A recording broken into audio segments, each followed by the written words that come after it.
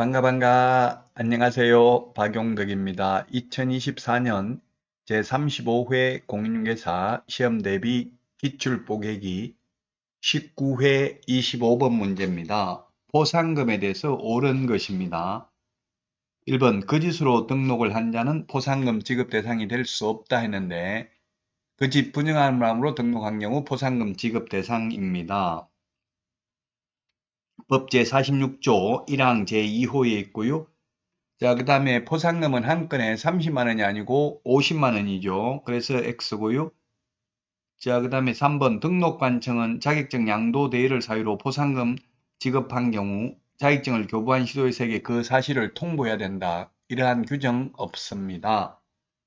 자, 그 다음에 폐업한 후 중개업을 한 자를 신고한 자는 포상금 지급 대상이 된다. 네, 그렇습니다. 폐업 후 중개업을 하는 걸 뭐라고 합니까? 우리 무등록 중개업자죠? 무등록 중개업자 신고하면 포상금 지급 대상입니다. 그래서 4번이 정답이고요. 5번 등록관청은 하나의 사건에 대하여 2건 이상의 신고가 접수된 경우에는 신고한 자에게 포상금을 균등하게 배분한다 했는데 여러 건수가 접수된 경우에는 최초로 신고한 자에게만 포상금을 지급하고요. 2인 이상이 공동으로 신고한 경우에는 균등하게 배분합니다. 여러 명이 같이 오면 10명이 친구 데리고 왔다고 각각 50만 원 주는 게 아니라 5만 원씩 주고요. 만약에 한 달 전에 포상금 지급 신청하고 또 한 달 후에도 신청했다면 먼저 신청한 사람에게 지급했다면 그 다음번에 신청한 사람은 포상금을 받을 수가 없습니다. 자, 다음은 26번 문제 보도록 하겠습니다.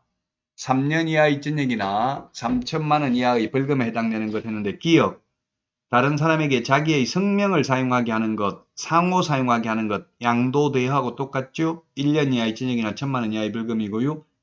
니은 이중 등록, 이중 소속, 1년 이하의 징역이나 1천만 원 이하의 벌금이고요. 그 다음에 디귿, 탈세 등 관계법령을 위반할 목적으로 이전 등기를 하지 아니한 부동산의 매매를 중개하는 등 투기를 조장하는 행위, 3년 이하의 징역이나 3천만 원 이하의 벌금이고요. 자, 그 다음에 리얼의 무등록 중개업자 3년 이하의 징역이나 3천만 원 이하의 벌금, 미음에 양도 대여하면 1년 이하의 징역이나 1천만 원 이하의 벌금입니다. 그래서 정답은 4번이 정답이 되겠습니다. 디귿, 리얼 두 개가 3년 이하의 징역이나 3천만 원 이하의 벌금이 되겠습니다. 이 벌칙은 암기해야 되는 부분입니다. 시험에는 2문제 정도 출제됩니다.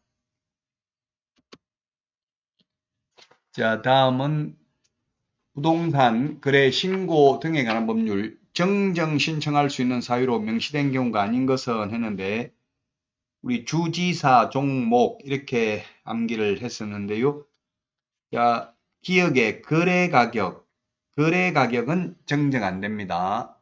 정정할 수 있는 사유로 명시된 경우가 아닌 것은 했는데 이 거래 가격은 정정이 안 됩니다. 만약 거래 가격이 정정이 가능하다면 다음 계약서 적었다고 처벌하려고 하는데 잘못 적었네요. 고칠게요 하면 처벌 못하겠죠. 그 다음에 건축물의 종류는 정정 가능한데 토지의 종류는 정정 안 됩니다. 디귿 거래 지분 비율 정정 가능하고요. 개업공개사 사무소 소재지 정정 가능합니다. 개업공개사 사무소 소재지는 정정 가능하지만 중개대상물 소재지는 정정 불가능하고요. 그 다음에 중도금, 잔금 지급일은 변경이 가능하고 정정은 안 됩니다. 그래서 2번이 정답이 되겠습니다. 우리 암기 프린터에 보면 정정 신청할 수 있는 것 14번에 있고요. 15번에 변경 신고가 있는데 암기 프린터는 네이버 카페 박용덕 박사의 부동산 여행에서 다운로드 받을 수 있습니다. 정정 신청 사항을 보면 주지사 종목입니다. 거래 당사자의 주소, 전화번호, 휴대전화번호, 거래 지분 비율, 그 다음에 사무소 소재지, 건축물의 종류, 지목, 면적, 거래 지분, 대지권 비율은 정정 가능한데 토지의 종류, 부동산의 소재지, 지번, 성명, 주민등록번호는 정정 불가능합니다. 자, 그래서 2번이 정답이 되겠습니다. 다음 문제 보도록 하겠습니다. 28번 문제입니다. 협회에 대한 설명으로 틀린 것입니다. 협회는 1번 법인으로 한다. 예, 자연인이 아니고 협회는 법인이고요. 2번 협회는 총회 의결 내용을 지체 없이 국토부 장관에게 보고하여야 한다.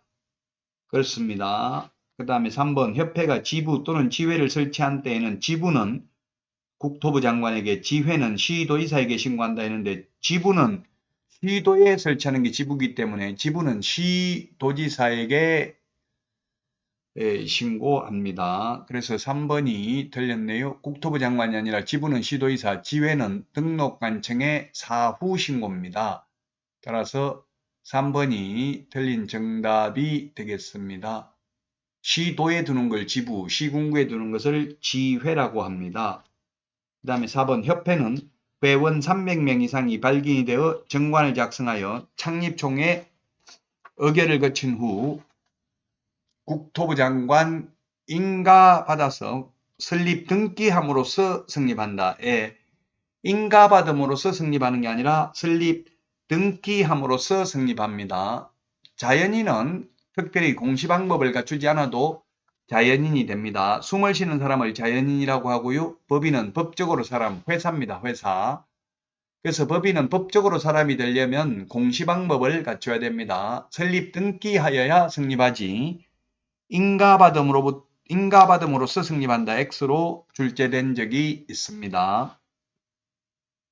자, 그 다음에 5번 지문입니다. 협회를 설립하고자 하는 때에는 빨긴이 작성하여 서명 날인한 정관에 대하여 회원 600명 이상이 출석한 창립총회에서 출석한 회원 가반수 동의를 얻어야 됩니다. 전국적으로 600명인데요. 이 600명 중에는 서울특별시에서 100명 이상, 광역시 및 도에서 20명 이상이 참석을 해야 되죠.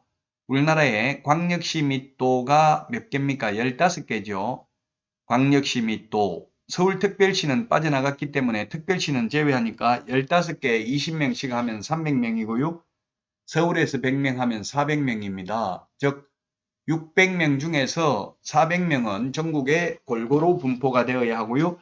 나머지 200명은 어디에서 참석하든 상관이 없다는 내용이 되겠습니다.